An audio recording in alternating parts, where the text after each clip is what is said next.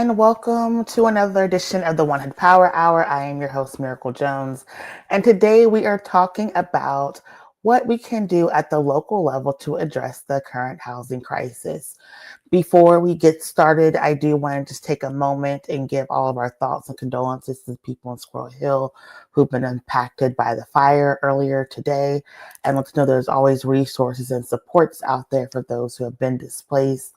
This program was created before that incident happened, but we still just wanted to let people know that we are thinking about them at this time. But today we wanted to talk specifically about the housing crisis, the affordability crisis happening here in Pittsburgh and Allegheny County, and what we can do to address it at the local level. We know there's a lot of conversations. We see what's happening in DC. And so we figured we'd bring together a group of people all across, the city and the county who are doing really amazing work to talk about what we can do at the local level. And so our first two guests, are no strangers to the program. A lot of people will have known them, have seen them. Our first guest representing Allegheny County Department of Human Services, Aaron Dalton, is being joined by Lisa Frank, who is representing the city of Pittsburgh. Welcome to the 100 Power Hour, Lisa and Aaron. How are y'all doing today? Thank you. You're doing well. Yep, doing great. Thanks for having us. Yeah, I know it's been, a very busy time for you both. So just to get started, for just a little bit of background, so everyone is on the same playing field. What is the official definition or understanding of homelessness or being housing insecure from either the city or the county perspective? Want me to start, Lisa? Start, yeah. There actually are a bunch of different definitions, honestly. When we think about housing insecurity, which would probably be the biggest number, we look at the census data for that. And honestly, in our community, which is not unlike others, upwards of a quarter of our population is housing insecure at any given time. So those are people at risk, potential risk of homelessness. When we think about homelessness, there are a couple different definitions there as well. The one you most frequently hear in national media is a national count that happens once per year, and it counts sheltered and unsheltered homeless, and it's called the point in time count, right? And so I'll give you those numbers. In January, there were 1,130 people counted homeless. Most of them, 886, were sheltered and 244 were unsheltered. And this includes both singles as well as families, right? So our families are, and if you tell me different, I'll believe you and we'll do better, almost never outside, and no families ever need to be outside, families with children. And we wish the same for adults as well, but it's not our current reality. So that's a couple of ways that we think about it. Lisa and I have other operational measures, but I'll let her jump in if she'd like to add anything there. No, I think except that I would just say that the reality is fluid in a way that the definitions are not fluid. So somebody who was at risk yesterday may be homeless today. Somebody who's homeless today may have got sheltered, but maybe the shelter doesn't agree with them, or something happens, so they're back out again, or their situation changes. And so the definitions turn out to be really important. I mean, Erin started with, by mentioning the federal government. It turns out to be really important for how much funding you get and the streams and what you're allowed to do. And that is all super important, and why we count and why we try to be careful about that. And then I think there's a sort of another kind of level, which is where we just try to encounter people where we find them, and then go from there to figure out what resources there are, and kind of work with those definitions to try to just get people help, whatever their story is. And almost everybody has their own story that's just theirs.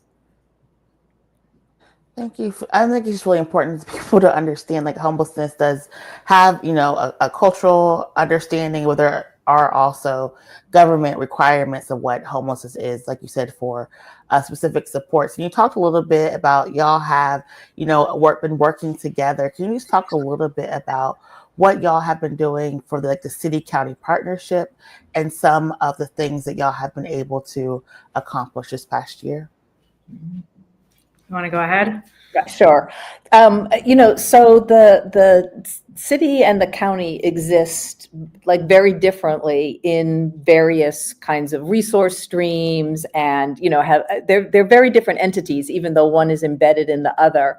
And I think what we figured out pretty early on is that those differences could be complementary if we understood them to be that way. So just for instance, the city does not get a dime of money from HUD to do anything like shelter or to do like any of those kinds of things. Don't do it, can't do it.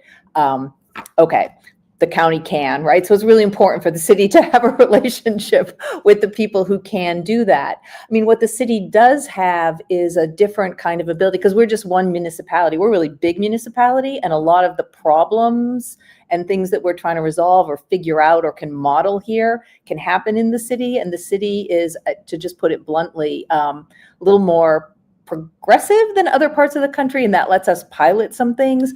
But also, like, we just have one police force, not 137 police forces. That's what Erin has to deal with. And so, when you're trying to figure out how do you have a roots program, and how do you have OCHS, and how do you have all these pieces, different pieces of public safety and public health that work together, the city can sometimes be more nimble there. And being, I don't know, what are we, a quarter or a third or something of the county, can get a lot done to address problems. So I think the partnership's been incredibly fruitful. Yeah, and I mean, I don't have much to add there. I think Lisa's right. We have complementary kind of abilities and resources. And I think the most important thing is we decided, of course, we weren't going to point fingers.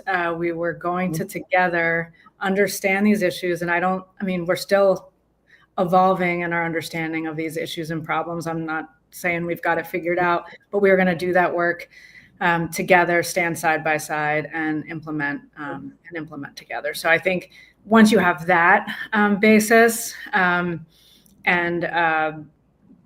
trust, I think we've shown that we can actually do some pretty big things, from housing a lot of people who were once outside, to something like the 500 and 500 initiative, the county executives initiative, which we could not do without the mayor's office and Lisa.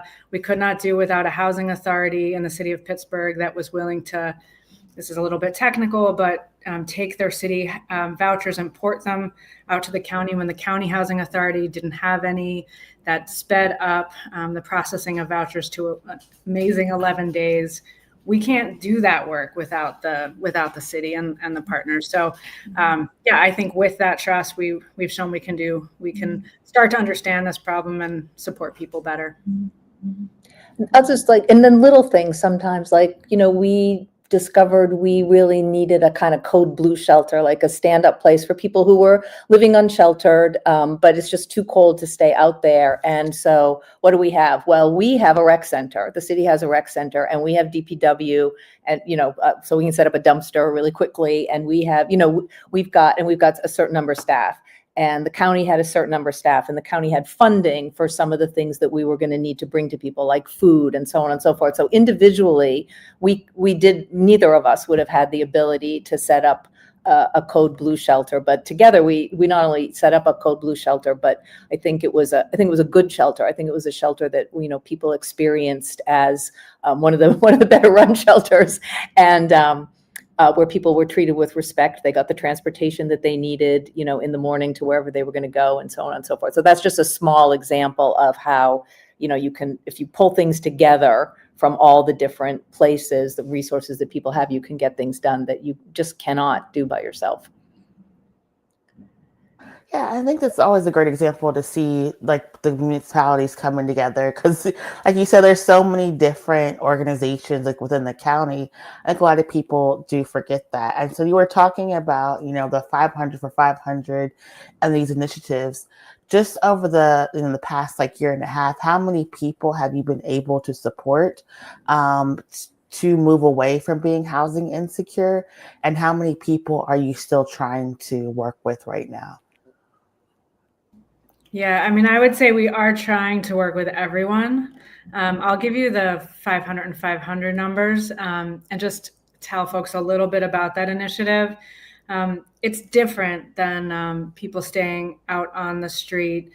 These are people in shelter who are unable to move on the way they have in the past because rents have gone up and because landlords no longer want to rent to the population that may have an eviction on their record or may be coming in from a shelter program. These are people, lots of them older adults, lots of them first-time homeless, who are, if you will, and I don't totally love this phrasing, but they're sort of economically homeless, if you will. They don't have a lot of other barriers. We needed to get them moving out of the shelter system so that we could bring other people into the shelter system, if that makes any sense, create some flow within that system. Otherwise, we will just be sheltering people forever and we'll always need new shelters. And there's one thing that I think we do know is that nobody really wants shelter. They want housing, not the people on the street, not the people working in the system, and not the community. They want people in housing. And so through that initiative, so far to date, we've housed 541 people and brought on 333 units, and looking forward to meeting that goal of 500 units by day 500. So it was not an easy goal to meet, which is great. We picked good numbers here to really stretch ourselves to work differently across government entities and with landlords and developers and other partners. So that's just a little bit about 500 and 500. I don't have the numbers of how many people we've housed in the past year or 18 months, but at any given time we have over 1,000, probably closer to 3,000 people in supported housing programs across the county. And so you talk about like getting these units, coming in, helping all these folks. You juxtapose this a little bit by what we're seeing on the federal level. A couple of weeks ago, we saw, the situation in DC. We saw an executive order saying that which gave people the impression that folks were going to be like picked up and either put into, shelters against their will or into places of incarceration. Can you just talk about how your model is different and what you would like to see the federal government do to actually address the housing insecurity crisis? I mean, I'll just start by saying, we are really aware of the political climate, and the federal political climate is it's just awful, and the the approach that the Trump administration is taking and the courts are taking is and I think partly even before the election. I would say that the local climate is not always entirely tolerant and patient, and people have ideas about what they think public space should look like, and it doesn't look like having tents in it, or it doesn't look like, or I've got my house. And so I think part of the urgency that we felt to try to figure out how to do this thing that Erin named, which is to create flow, right, which is to have the right, almost like a continuum of resources, so that we could begin to say to people who are completely unsheltered, there's shelter for you, which we can't do if the people who come into shelter have nowhere to go after shelter, to make sure that there's then some kind of transitional housing, and from transitional housing to something that's more, sort of permanently supported housing, or, something in the, that the housing authorities have, or, lots of people are trying to create affordable housing for people. And that's really where the 500 for 500 comes in. I think we understood that if we didn't have almost that we couldn't demonstrate that by putting our resources together, we can do that. We can give people housing eventually, then we were gonna, the battle between people who want to take care of people for shorthand and people who just don't have patience anymore for what disturbs their scene, was going to get really intense and going to be really unpleasant, because we could already see signs of it even before there was Trump. So the short answer to your question is, I think we have been immeasurably helped by the collaboration that has let us offer people alternatives and kind of keep us a little bit out of that just intensifying battle that is happening in all kinds of places and all kinds of localities. And then I think it also tells us that we have a lot of work to do, educational work, electoral work, to ensure that people who understand that our first job is to care for people and to use our resources to care for people have the power to sustain those efforts and to block other efforts. That was longer probably than I was supposed to go on. Sorry. I would like to just add a couple of things there, because we spoke about Code Blue. I'll just quickly go back there for a second. Code Blue was a wonderful sort of innovation and partnership between the city and the county, but it was a situation that we didn't want to be in. We could not locate a shelter anywhere in this county. Nobody would have us. That was the reality. There was no way we were doing this in any place other than Ammon Rec Center, because the city controlled that property. So it gives you a sense of just how much fight we get to try to locate anything. If people hear I'm looking at a building, just like running past it or something, there's concern, right? So just to give you some sense of that. But I do want to just compliment the mayor, and I certainly fully agree with him.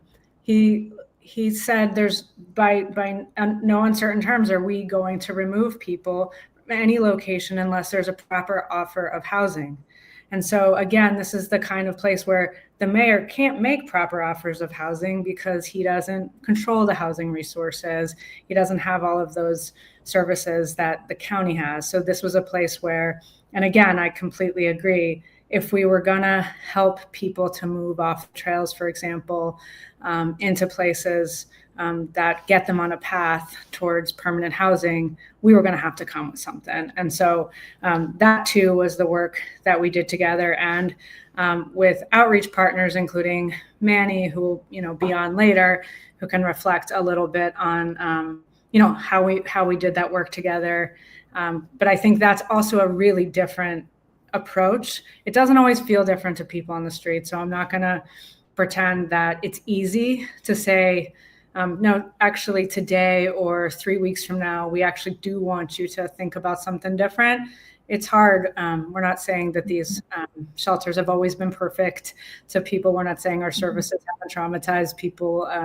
We know that stuff is also true. So, but the real commitment there, and I hope Manny will speak to it a little bit from his experience, is a true offer of support to people, individualized, to support their needs. Yeah, thank you. And that goes to one of my last questions is the biggest, I think, conversation people usually see around homelessness is the encampments and the clearing of the encampments, whether it is, the host running around taking pictures or people putting it on social media or people just like driving by. And so that has been for a lot of people the biggest tension. And you all have changed the way that you approach the encampments. Can you just talk about what that process was like for you all and what has been the successes that you have seen as a result of that change? Go ahead, Lisa, if you want to. So people, almost all people know that there's like living in a tent it's cold or it's hot or it's unsafe or it's people get preyed upon. People don't talk about the violence that is committed against unsheltered, unhoused people. And so and Manny talks to this so beautifully. So I'll leave him some things to say. But when you talk to people and you say what do you want? That's what they say. They say housing. And so then it is up to us to try to figure out how to make that happen. And then say, what I think what's unusual is to say, all right, we're gonna prioritize a certain geography. Instead of what's often the case, and I think what the sort of government rules ask you to do is to say, well, we're going to prioritize by acuity or by need or whatever, and all of that is like really important. But I think where we innovated was to say we can take a group of people, and sometimes they know each other, and like they will go to McKnocker or something together and say, okay, it's your turn. It's your turn. We have saved beds in the shelter. We've found, people have all kinds of needs. They have a dog, or they have a spouse, or they have a block because of some past, history that they have, and they're not allowed here, but they could go there. And to try to match all those folks with resources that we cobble together to make it possible, to move that whole group of people. And I think for most people that is, that it's good and successful and they look forward to it. Sometimes it takes 3 or 4 conversations. People aren't expecting the offer, or people really need to think about it. They've been in shelter before and it was terrible. They didn't enjoy it. I'm not doing that again. And then we have to find something else. But I think that's really what the innovation has been. And it really just comes down to using the resources to accomplish the task, which is to help people come inside and get on their way to whatever their next thing is. And the only thing, I think Lisa said that all beautifully. The only thing I would add, and sometimes we just take each other's points, I don't know, is, we learned, I think very early on, police are not present whenever we are fully controlling that situation well. The cleaning comes way after. You will not get a city. I mean, I have a lot of positive things to say about the city's Department of Public Works, and you will not get them to move anything until outreach has cleared it. And making sure people's belongings are kept, because they're not sure if they trust this offer we've just made, and they want to make sure that they will have access to that tent if they do need it in the future. Just making sure all of those, it may sound like logistics, but really important pieces, of course, to people. Everyone listening understands if their stuff was going to be picked up, they want to control that process. And so I just also kudos to the way that the city has, I think, by and large, been able to work with police around this, and then certainly the way the Department of Public Works has worked with the teams. Thank you so much for that. And for people who may be paying attention, they may have a friend who's housing insecure or is at risk of eviction. Where do they go? Who do they reach out to for resources and supports? Yeah, I mean, I think always the best first resource is 211. For people who are in need of any kind of human services, they can direct you where you need to go. Definitely the next, I think, set of resources is the Allegheny Link, which does the assessments for housing and homelessness. But I guess I would also say anyone that people are working with, whether it's the Roots team or One Hood or any, I think those connections are strong enough that they can get back to. So anyone who's close enough to them that will help to bring them help. But first and foremost, 211 and then the Allegheny Link. Yeah. And if I could just make one little more point about collaboration, I think the collaboration, one of the really good things that it has done is has eliminated the wrong door, because Manny knows how to find us, and I know how to find, and the Roots team knows how to find the workers that Erin employs, and her staff and whatever. And it's, I think, turned out to be really, really important. And then they get together and they sort of case conference. So 211. But if somebody does something else, we have so much confidence now that they're going to find their way. And just sorry to add one point. It's actually not. It's not nothing to get that kind of collaboration, and it's fragile. And so as we look at changes in administration and so on, you all should hold us accountable for providing the same level of collaboration, coordination, and support for the actual people as we're doing now, and obviously continuously hope to improve. But that we've set some bar here, and it needs to be maintained. Perfect. Well, Lisa, Erin, thank you so much for joining us. I really appreciate that. And we want to thank you so much for all the work that you do. Okay. Thank you back. Thank you. And so, like, as we move on to have the conversation about what we can do to address, housing disparity at the local level, when we look at these city-county partnerships, a lot of times people do not understand what it took to get there and why that they were created. And so, our next speaker, our next presenter is going to talk about what it's actually like to go through displacement and not have the supports and resources in place as like you're fighting to make sure you and your community are housed. And we want to welcome to the Power Hour, friend to the show, Randall Taylor. Welcome, Randall.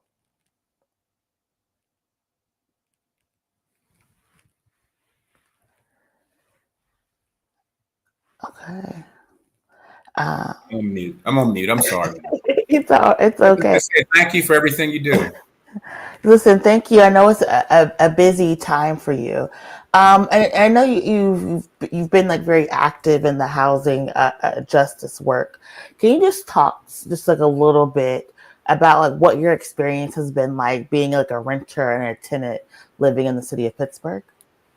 Well, it's two stories. I mean, maybe I say about 20 years ago, 25 years ago, first start, renting. It was nothing we really thought about. I mean, housing was plentiful, was affordable.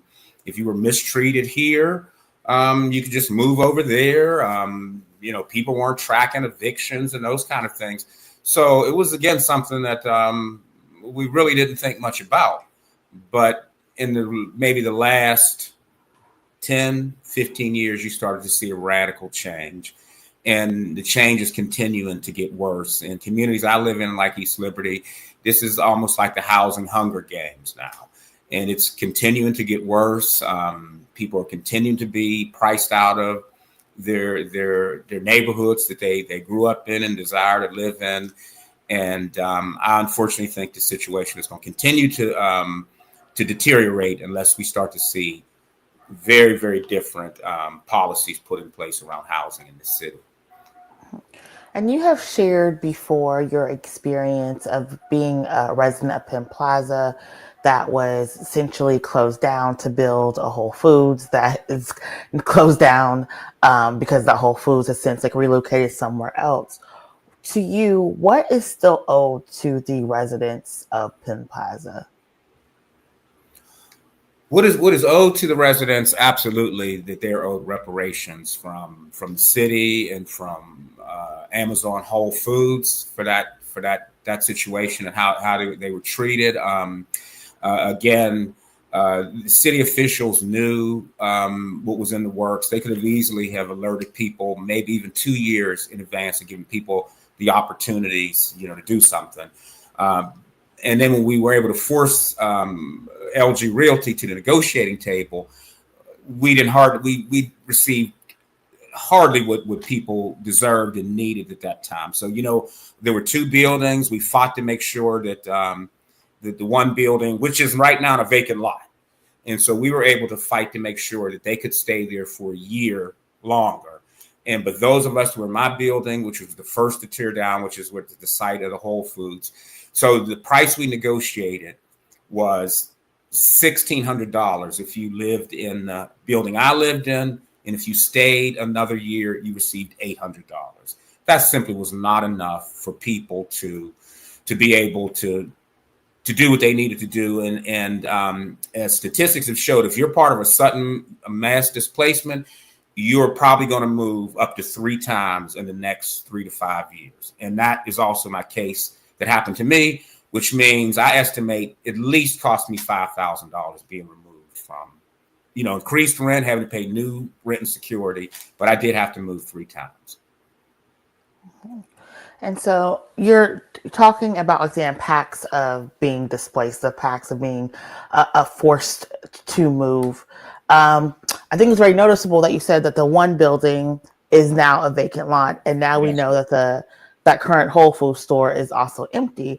So when we're talking about, destroying people's homes and livelihoods for developers and development that doesn't even last the whole decade, that is something that is very traumatic, to people. And so you said, a lot of people do move within these in the first couple of years. What are some of the complaints that you're hearing from other neighbors and other tenants when it comes to, housing affordability, particularly within the city? Well, again, former residents of Penn Plaza, a lot of them were not able to stay in the city, so that's some complaint that you hear. But most of us are paying, higher costs, particularly if you're still in the city. And also, some of us, have moved into some of these public-private partnerships. Been subsidized by tax breaks and LIHTC tax credits and things like that. And I mean, there's a great intrusion. They want to know everything about your business, how much you're making at every moment, who's living with you at every second. So it's almost like living in your parents' home. So there's some of the concerns that I hear from people. Just the intrusion into our lives, just to be able to live in a quote unquote affordable place, and to be able to still live in places like East Liberty in the city. So those are some of the complaints, that they can't afford to live in the city any longer. And if you are, most likely, like in East Liberty, you're living in some form of subsidized housing, which greatly intrudes into your privacy and into some of your personal matters.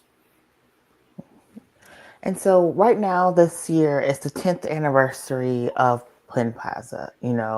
Y'all recently had the march around at the site, and you talked a lot about not only your memories there, but some of the people who unfortunately you believe may have lost their lives or died earlier because of this move. What are you feeling now that it's the 10th anniversary, and how are you processing this past decade of fighting for housing justice in Pittsburgh? Well, thank you. It's a very, very good question. As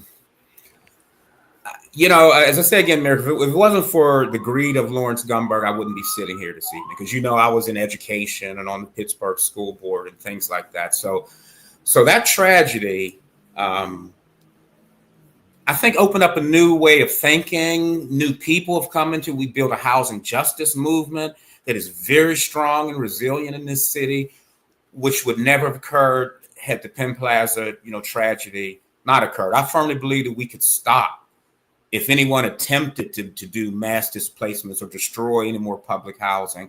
I think we actually have the infrastructure and the knowledge and experience to fight that back. So as Black people, Miracle, martyrs are called forth in our movement. And so I look at it as almost like a martyrdom of Penn Plaza. And so what I try to do is to give back and to make sure that didn't happen for anything. So I try to advocate for the real solutions that are on the table, to change how we think about housing, that it isn't a commodity. It's a human right. It's a human necessity, as you talked about with your earlier guests. So if we can continue to talk about changing that mindset, that housing is not a commodity, that people have a right to it, that people should not be spending 50% of their monthly income on homes. They should not be concerned about, am I be able to keep a roof over my head? Can I pay my rent this month? And if we begin to change and think like that, then we can begin to force the policies that we need to begin to get ourselves out of this housing crisis, because the solutions, Miracle, are there. And one of the first things we need to do, again, is change that thinking, that narrative, that housing is a commodity. Housing should not be a source of profit. So if we think like that, then we go back to the original solutions, and that's public housing. If we don't get back into the public housing business, we will always be in these housing hunger games. And then we need to offer concrete examples of how you decommodify housing. And one of the things that I'm proud that I started with some very good people is something called Steel City Housing Cooperative. And if we can begin to show that you can provide housing and take the profit out of it and put any dollars into more housing, now we're going to be an example of how you decommodify housing. And then I hope one day that we go to compete with some of these instruments they have, like the LIHTC credits or whatever, and that we run these people who are trying to make a profit out of housing out of business once and for all. And so you're doing a lot of this work What is your hope for the future? You said you want to do, this collaborative, but when it's all said and done, what is your actual hope for the housing justice work that you're doing? As I said, my number one, which is the number one solution to housing. You hear what I said? That there are actually solutions to this situation. And it has to go back to the original thinking of President Franklin Roosevelt, that the government has an obligation to house its people. And that's why here in the city of Pittsburgh, we need to change our housing authority, which we already began to do some of those things through the strength of our housing justice movement. And not only am I talking about getting back into the public housing business, we're talking about it all over the country, really all over the world, because we know that if you don't have that solution in place, we'll never get out of it. There needs to be thousands of public housing units built, owned, and operated by the government in this city. We know we have some work to do to not only destigmatize a bit. I think the truth is to tell the truth about public housing. That public housing worked for decades, successfully worked for decades in this country until it was systematically defunded and moved away that working people could no longer live in there. And so come November, we'll be bringing Edward Goetz, Goetz, and he's like one of the foremost authorities on the history of public housing to come and tell that story, that public housing works and that we need to get back into the public housing business. Yeah, and was at a talk before, and somebody was like, when you think about military housing is actually public housing, but people don't have that like perception just because of they associate that with a job and an income. But traditionally, most places, governments in most of the worlds do provide or subsidize some housing. So I do thank you so much, Randall, for sitting down and taking the time to talk with us, and the work that you're always doing and the people you're always uplifting. So thank you so very much. Thank you much. Thank you, Miracle. Mm-hmm. And so to move on to talk about even like more solutions, we are going to move to our next guest, who is the executive director of Lawrenceville United. And he's going to talk about a solution that is in front of City Council tomorrow to address affordability and livability within the city of Pittsburgh. So please welcome to the program, Dave. Thank you so much for having me.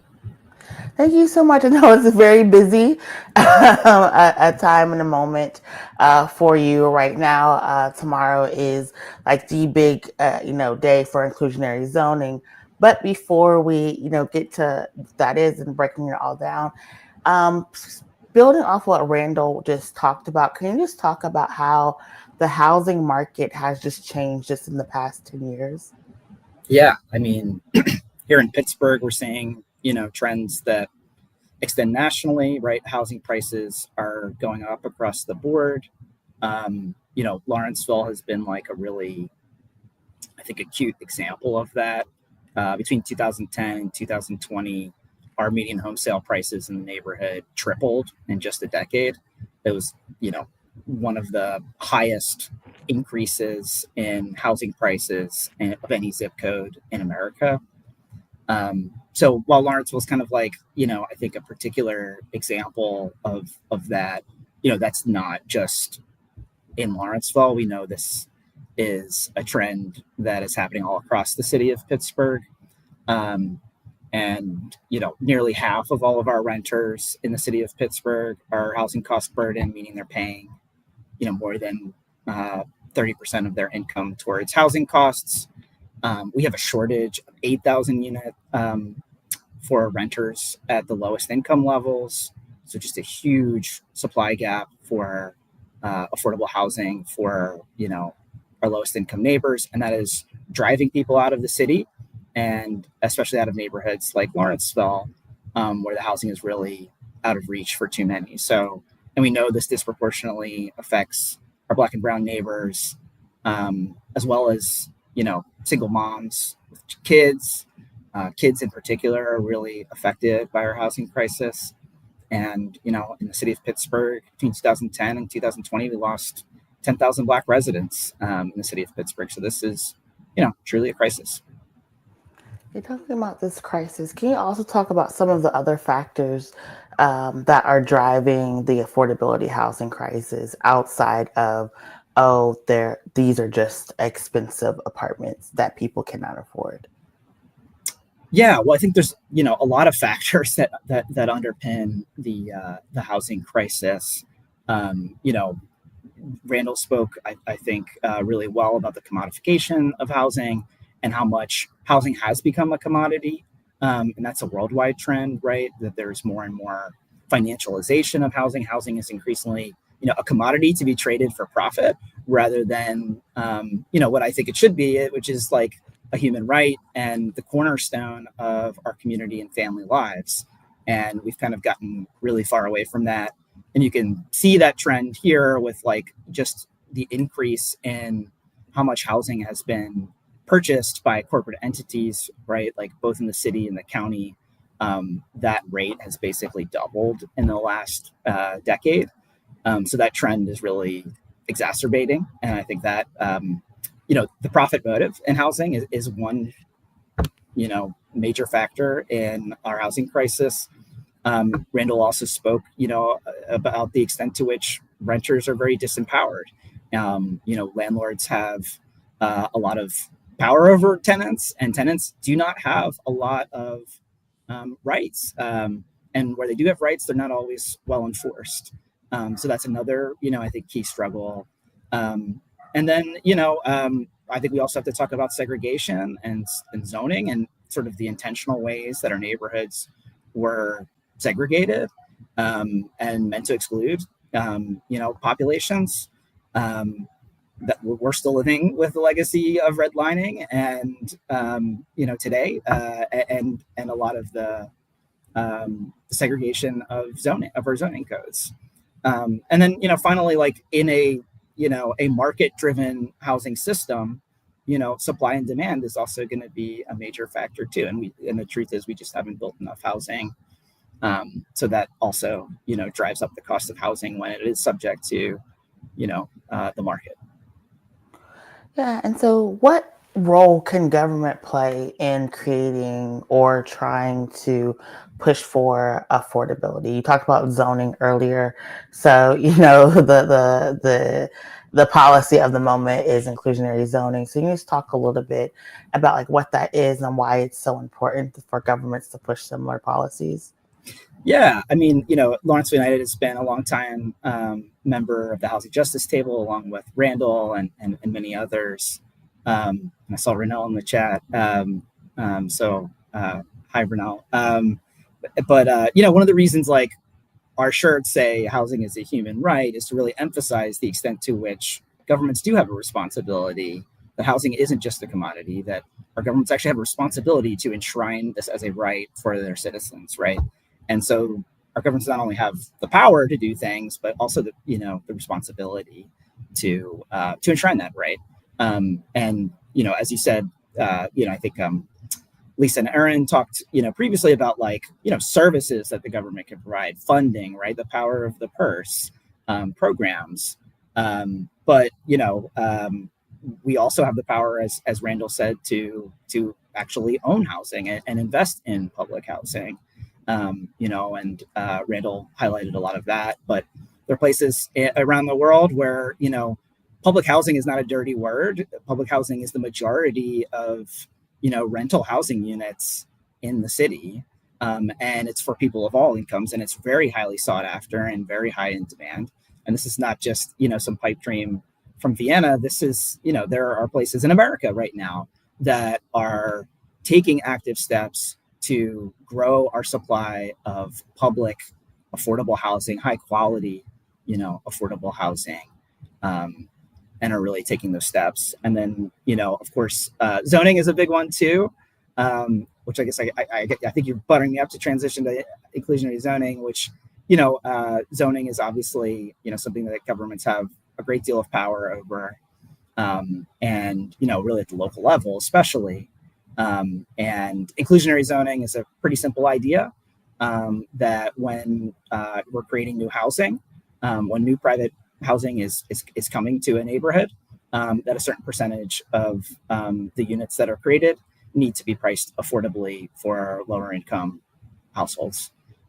So in the case of our policy here that we have in Lawrenceville, and then is now being is on the table to be expanded citywide in housing projects over 20 units, 10% of the units need to be set aside for low income individuals, and they need to be priced accordingly so that those households are not housing cost burden and they're not paying too much on their housing costs.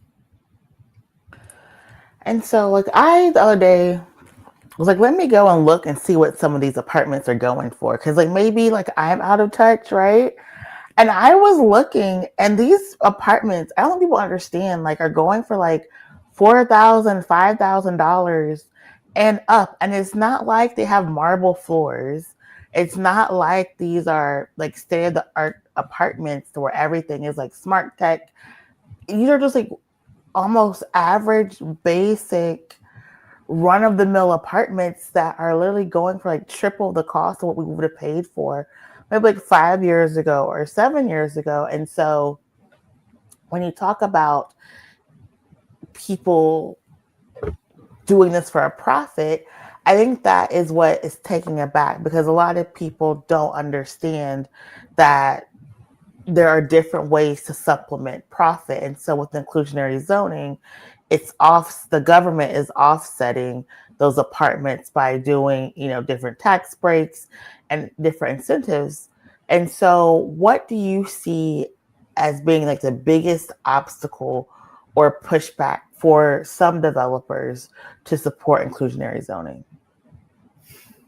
Well, honestly, like, I have to say, and I mean this genuinely, like, we've had 6 projects now come through Lawrenceville that trigger our inclusionary zoning mandate, and for the most part, it has not been a controversial topic.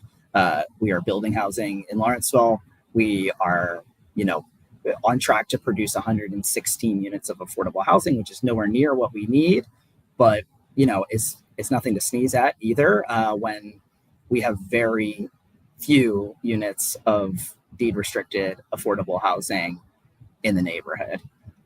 So it is, part of the puzzle. But, for as much controversy as inclusionary zoning has created in this last year, I have to say for our past 5 years, this is a pretty modest policy that is, not super radical. This has been around a very long time. We're talking about 10% of units. Most developers that we encounter are used to this in other markets.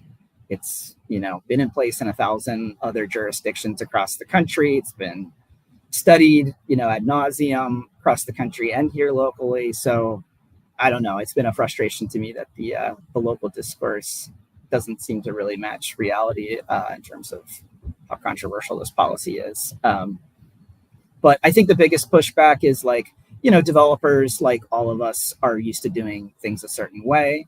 And, and our housing market is super stratified. Like, you have luxury market rate housing and you have affordable housing. And a lot of developers see themselves in one camp or the other. And so I think that maybe the biggest shift for developers to make is, to blur those lines a little bit between, but it's really not so scary as I think a lot of people have intentionally tried to make it out to be. Yeah, and another thing is like a lot of people don't understand that like rent control, freezing the rent, that is something that's outside of the purview of the local legislature, that our city council and our county council are somewhat restricted. So we can't have, what New York City has, and or even what LA has, because our codes are different. But what we do have is the ability to do these zoning opportunities. And so what is happening tomorrow? What time should people be paying attention and tuned in to city council? And how can they get involved in the hearing tomorrow? So tomorrow is the public hearing at city council following, this is now a year after it was introduced. By the way, the first idea of citywide inclusionary zoning was recommended by city council 10 years ago, right around the same time that Penn Plaza was happening. It was one of 4 recommendations that came out of the Affordable Housing Task Force. So that's how long we've been talking about this. So, some people would say it's moving too fast, and I'm like, what are we talking about here? But this zoning package was introduced about a year ago by Mayor Gainey, and includes a number of zoning amendments, citywide inclusionary zoning being one of them. The other ones are legalizing accessory dwelling units, which are like, small, sometimes known as granny flats, like converting a garage into a small bedroom, often for, older adults or folks who want to downsize, as well as eliminating parking requirements for housing, which can really drive up the cost of housing, especially for affordable housing where, oftentimes the tenants don't have a vehicle. So why are we spending all this money, jacking up the cost of the construction of housing if we don't actually need the parking? So all of that zoning package is before City Council for the first time for a public hearing at 2 p.m. tomorrow at City Council. The link, I believe, has been dropped in the chat for a Mobilize link to sign up through the Housing Justice Table to register to speak, and we'll sign you up at the clerk's office. And we'll be having like a little rally beforehand at 1:30. But this is really the first chance to speak directly to City Council, to have a public hearing on the zoning package after there was a marathon public hearing at the Planning Commission, which was sort of the first stop along the way back in January, which I believe was the longest Planning Commission hearing in Pittsburgh history. So it's going to be a long one, I think, but it's good that we're finally having the opportunity to discuss this at City Council after these many years. Yes, every time we show up, we get 8-hour meetings. But thank you so much, Dave. We look forward to seeing you tomorrow. Thank you, Miracle. And so before we wrap, we wanted to keep having the conversation about what can you do at the local level? Because sometimes people like that government has a solution. They like that there are electoral solutions, but then sometimes there's just a mutual aid solution to making sure people have what they need. And to have this conversation, please welcome to the program Manny from Community Care Resistance in Pittsburgh. Peace. Thanks for having me. Hello. Well, thank you so much. I know it's a very busy time for you, so thank you so much for joining us. We'll keep it, very quick and very succinct. You've heard a lot of the previous speakers talk about like the need for housing and the need for these different policies. Can you just talk about from your own experiences why it's so important that we address housing instability and insecurity at the local level? Well, I agree with all of the speakers before me. Definitely shout out to Lisa and Aaron. I appreciate them very, very much. But, as the folks talked about, I believe housing is a human right. That's something that we all, just have a right to. It's a very, very basic need. Housing, clothing, food, and shelter, basic necessities that sometimes we take for granted. I think with our program, Community Care Resistance in Pittsburgh, we've been blessed to work with a lot of folks who don't have all of those needs met. You know what I mean? So we do what we can to address some of those immediate needs. And of course, housing or some type of shelter is the most pressing need. Of course, everybody already talked about the lack of affordable housing. Shout out to our county executive for the 500 and 500 initiative, which we have seen have a tremendous impact. But we know there's still work that needs to be done.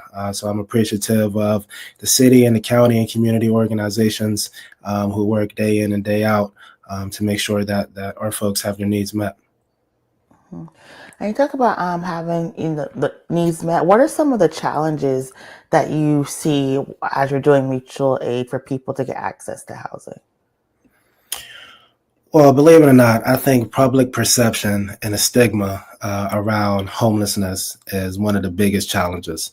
We've been doing our outreach program for a few years now, and what we do is we engage folks on the street, what some folks will call either street homeless or unsheltered homeless. I mean, we go into the encampments, we go up to the tents, we even help provide some of the tents and sleeping bags that you may see out on the street. Very, very, few recently. But anyways, quite a few times we've been approached by folks who see what we're doing and ask us why we're doing it.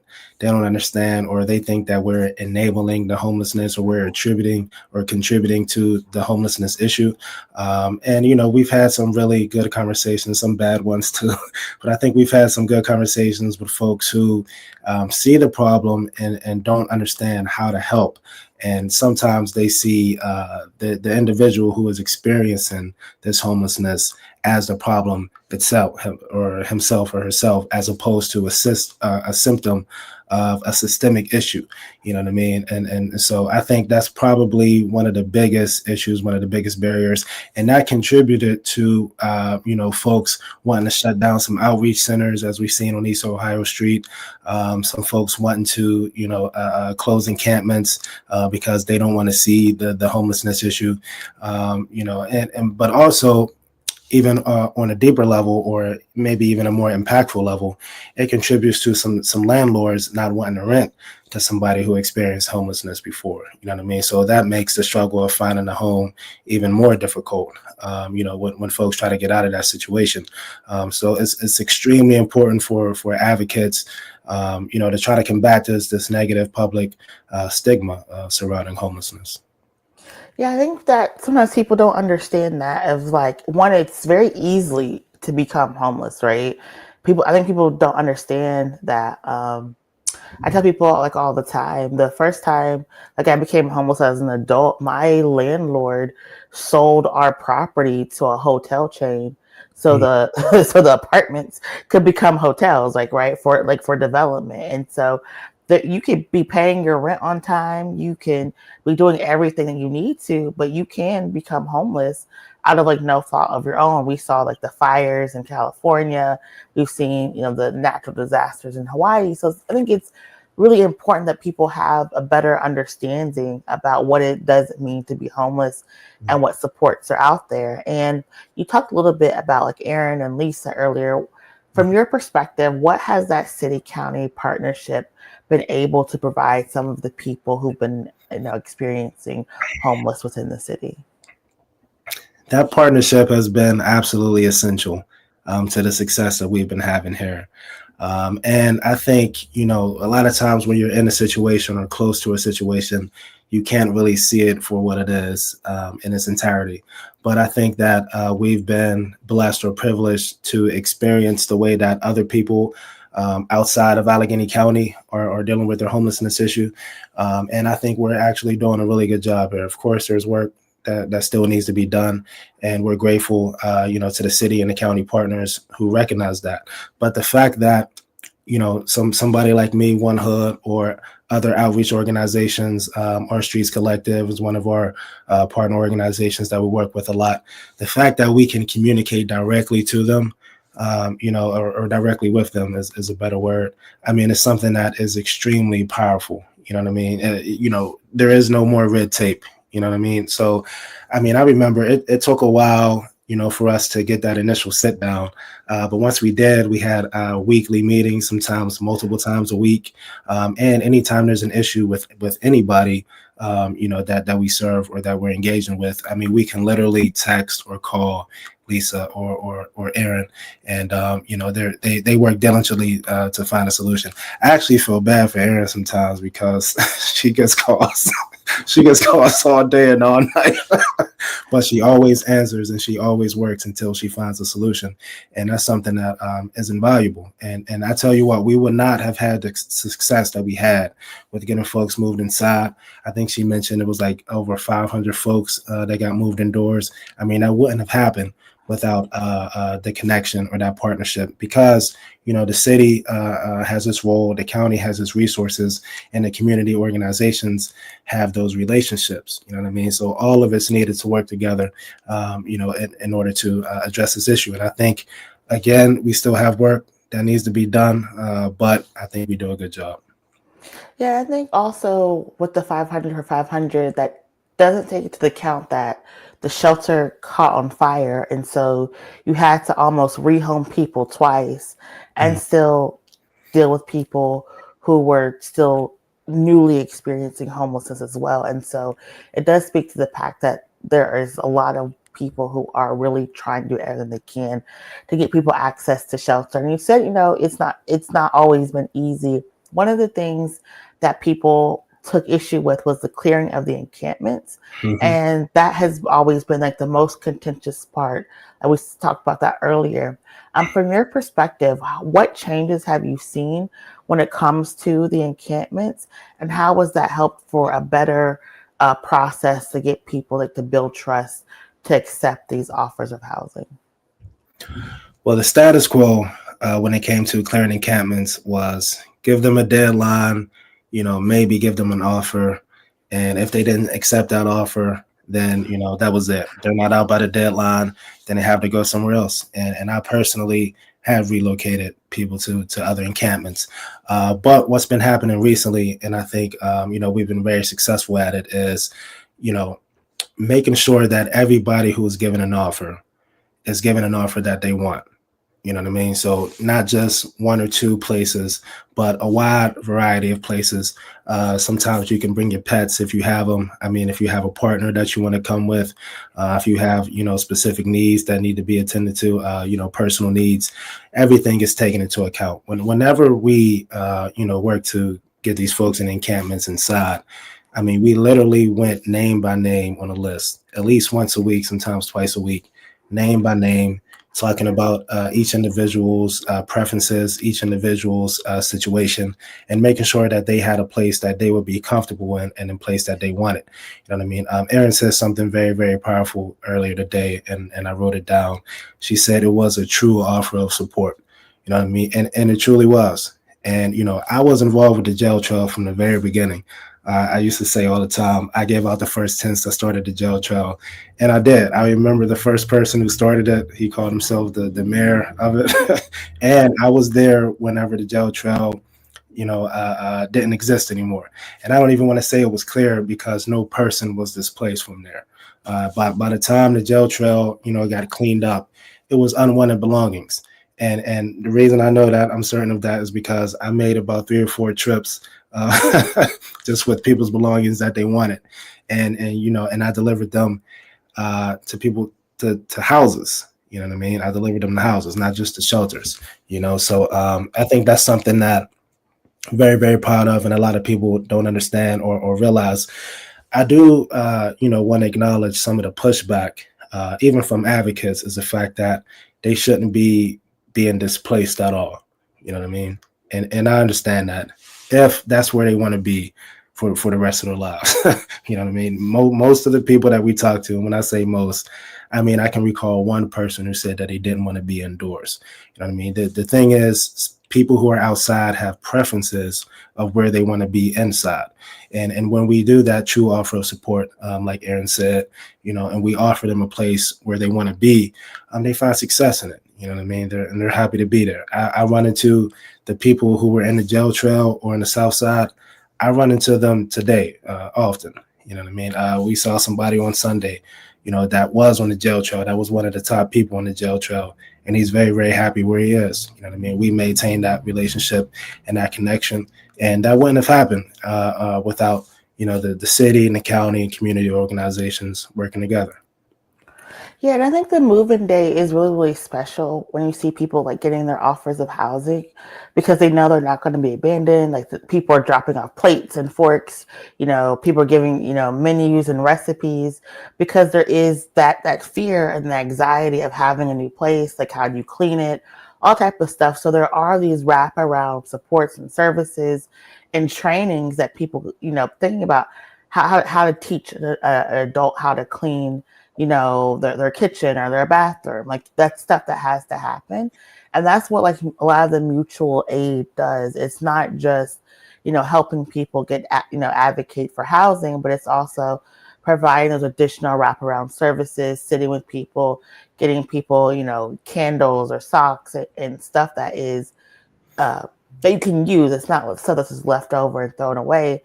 And so I do think that people forget about that part. Like, that mutual aid is really aiding other people to become better and to build that community of support. You talked about like Our Streets Collective. So what does it look like to y'all to partner with other organizations? What are some of the activities that people may be able to do to help support? Yeah, so I think mutual aid is like the cornerstone of community building and movement, and that's based on solidarity, not charity. You know what I mean? So of course, shout out Our Streets Collective. I think they do an awesome job. But I got to shout out the Crip team as well. I mean, the folks from the Slippery Rock sorority. Of course, Community Forge, Bethany Hallam, and County Council as well. I mean, they really do a good job. Like, on a day-to-day, what it looks like is, providing the basic necessities, right? It's food, it's clothing, it's hygiene products, it's harm reduction materials, it's resource navigation. But the most important thing is that human-to-human connection. You know what I mean? Just talking to somebody, just sitting down, chilling with them. I mean, a lot of times, like if you see folks, they call it like flying, or folks on the side of the road, hiding a sign, panhandling. You know what I mean? A lot of people ignore them. A lot of people will step over the homeless person who's sleeping on the ground. You know what I mean? And that's something that can be even like physically harmful. Of course, it's like emotionally or mentally harmful to be ignored and not treated like a human. You know what I mean? But it can actually have a physical impact on you. So even the fact that we not just don't ignore them, but acknowledge their humanity, you know what I mean? And sit and talk with them, break bread with them, we eat with them. I think that's really what that mutual aid is all about. It's not just, us passing stuff out and then leaving. You know what I mean? Like it's us recognizing what their needs are and, using that even as the entryway to build that relationship and that community bonding with. And what it also means is being open to them giving back to us. One of the people that was on the jail trial that I referenced earlier, on Sunday, he gave me 6 pairs of jeans. It's like, yo, these look like they can fit you. I said, well, thanks, and they can. You know what I'm saying? That's what it's about. It's about reciprocity, and it's about being in community with people. And, the best thing about it is anybody can do it. Anybody can do it. I mean, the first time I engaged folks on the trail, I literally just went to Fort Duquesne and I just started talking to people. Hey, how's it going? My name is Manny, yada, yada, yada. How can I help? And that's how I started. And anybody can do it. You know what I mean? I think the most important thing you have to do, if anyone's interested in taking that step, is recognizing the humanity of the folks that you want to serve. You know what I mean? That's really what it boils down to. Because a lot of folks who are experiencing homelessness, experiencing incarceration, or experiencing even, issues with drug abuse, issues with mental health, a lot of them, they don't, their humanity often isn't recognized and acknowledged. You know what I mean? So if you just start there, you can do anything. Yeah, and I think that is like really important for people to just be mindful of that. And so we saw a couple weeks ago, like the federal government and their response to homelessness with their executive orders. What would you, in a perfect world, if you could design your world, what would you like the federal government to be doing to support mutual aid work and to support fighting back against housing insecurity? Well, in a perfect world, I would want the federal government just giving all of us a bunch of money, what I'm saying, to build all the housing we need, you know what I mean, to give everybody all of the resources, all of the food that they need, you know what I mean. Of course, that's not going to happen. That's like imagination. But what actually is happening now doesn't have to happen. You know what I mean. They're not only not helping as much as they did, they're intentionally being harmful now in a way that they don't have to be. They criminalize homelessness. They said it doesn't matter if they have a true offer of housing. They can now be jailed legally, just for living on the street, not having anywhere to go. And of course, we're grateful and thankful for our local leaders for saying that, regardless of what the federal government says, we're going to treat our folks with dignity and respect. You know what I mean? But we see what happened in California. We see what happened in DC, you know what I mean? So that it is possible, you know what I mean? And the bottom line is, the folks who are in control, at least on a federal level right now, they don't have any empathy, you know what I'm saying, for our community. They just don't. You know what I mean? They have their own agenda. They're worried about they're worried about the war coffers. You know what I mean? They're worried about their own personal benefit. They're not worried about the community at large. But that means that it's on us to take up that mantle and be worried about our community. You know what I mean? So again, I encourage anyone and everyone who's interested, just get involved, man. You don't have to have a fancy degree. You know what I mean? You don't have to go through any red tape. If you see an issue, even if it's not this issue that you're passionate about, if there's something else that you see that's going on that's wrong, you know what I mean? You can do something about it. Yeah, and that's it. And so for people who like the work that y'all are doing at CRIP, how can they get involved to support or to donate to CRIP? Well, follow us on Instagram at CCRIP. You know, if you're balling like that, whatever. If you have it like that, CCRIP on Venmo, Cash App. You know, subscribe to our Patreon. You know, this works takes money. That's kind of just the bottom line. We actually have some fundraisers coming up. You know, we're going to be guest bartending at Nobleman's in Penn Hills on the 15th. And also we're going to be on the South Side at Ruggers on the 19th, just vibing, you know, and having fun. If you have any old clothes that you don't want, you know what I mean? If you have any canned goods, non-perishable foods that you want to donate, you know, we'll gladly accept them. And you can find us outside of the jail every Wednesday from 5 to 8 p.m. And you can find us at Unity Recovery and at 2nd Avenue Commons every Sunday from 12 to 4. But, you know, again, even if this isn't your issue, I encourage you to just get involved in anything, you know what I mean? But do something, because folks who do not acknowledge our humanity or see our community as anything, you know, worthy, they're actively working against us now.